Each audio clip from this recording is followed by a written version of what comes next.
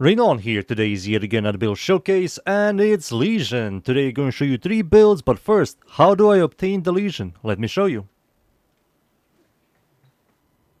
The Lesion is at the market right here, but first we have to make bow and kunais. Both bow and kunais are at the market right here. These are materials for bow. Kunais. There it is. These are the materials for the kunais. After that, you can make the Thibodeau, which requires the bow and the kunais, as you can see right there. Kunais, bow, and these 2 materials. And then after all of that, you can finally make the Lesion, which requires the Thibodeau and these 3 materials. And there you go. That's how you obtain the Lesion. Now for the builds. For the first setup, this is the new player setup. The mods I'm using here: Pressure Point for melee damage, Glade Thermite for critical chance critical damage, North Wind for cold, Fever Strike for toxin, toxin and cold. Gives you viral. When you proc violent enemies, enemies will take more damage from any source. Fury for attack speed, Sacrificial Steel for critical chance, Organ Shatter for critical damage, and Reach for range.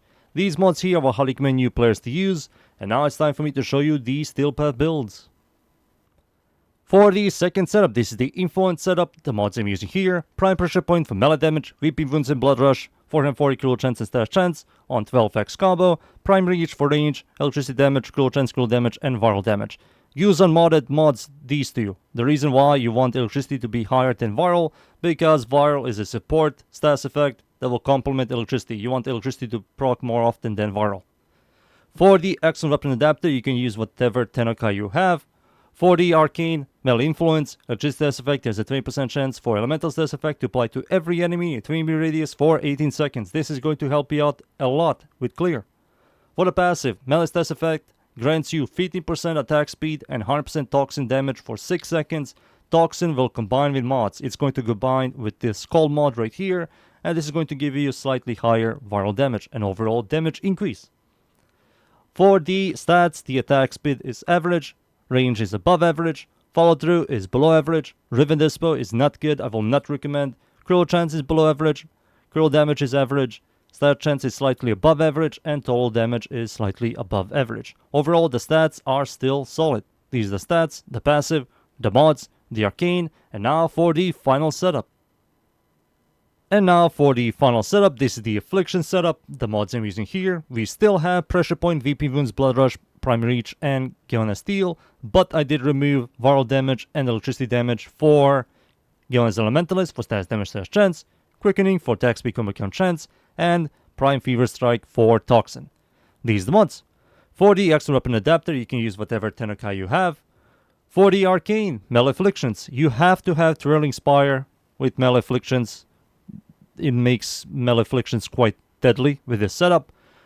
Enemies affected by status effect, which they will be affected by slash and toxin, gain 6 additional stacks when they are knocked down or flung by melee attacks.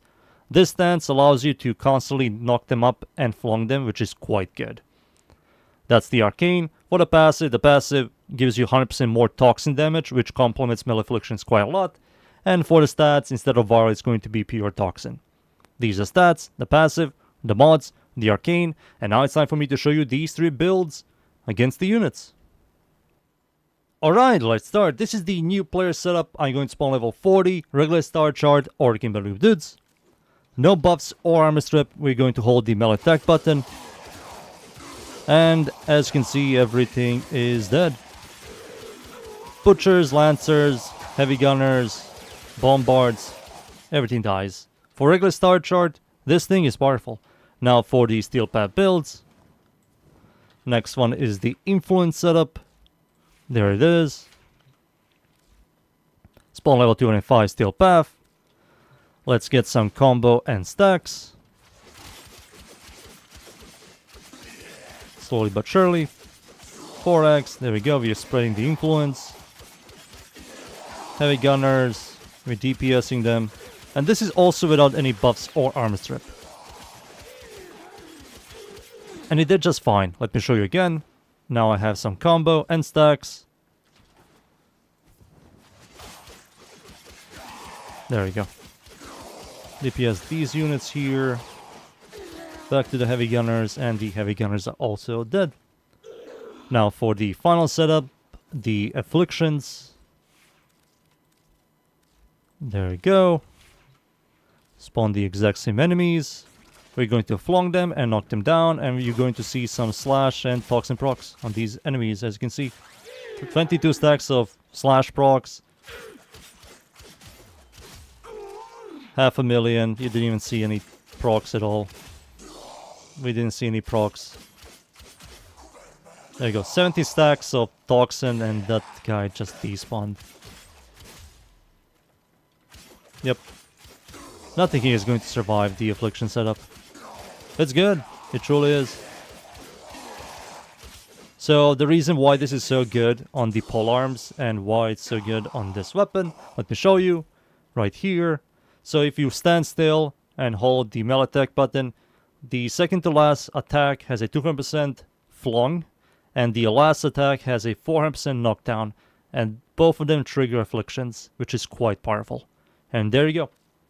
Those are 3 builds. Now it's time for me to show you the influence setup against Steel Path enemies. So, let's go. And we are in. I'm up against the corrupted enemies, the Void, Steel Path of course, it's survival. The map's called Mod. I'm going to show you this build right here. The beautiful influence, spreading the viral and electricity without any buffs of course. This is just raw damage from the weapon itself.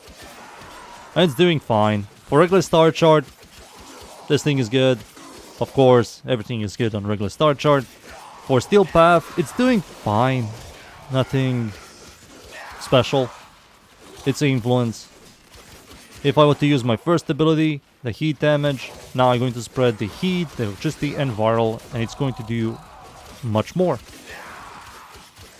For MR9, even how convoluted it is to make one, it's a good overall melee weapon. If you like polearms, go for it. Now imagine if this thing got a Coda version. Free element plus the passive, plus you had some elements yourself. Better stats. It will be so much better. A man can dream, you know. You got these dudes over there. These dudes are camping here. Freaks. Campers. There we go. Jump over there. Spread that influence beautifully. Kill the drone. Die drone. What? There we go. Alright, perfect. Time for me to wait for the Acolyte to spawn, so be right back. Finally, he's here. Holy. I was waiting for you, son. Violence, sure. There we go. Slowly but surely he's dead. Violence and... goodbye. There you go. Perfect. There you go, boys. That's the Acolyte, the build. Time for me to leave. And be right back. And there you go. Lesion is still absolutely solid for regular star chart and for early stages of Steel Path. And there you go. That's the weapon. Those are the builds. I hope you guys enjoyed the builds. Thank you yet again everybody for watching. Leave a like and sub. And of course, see you all next time. Thank you. Goodbye.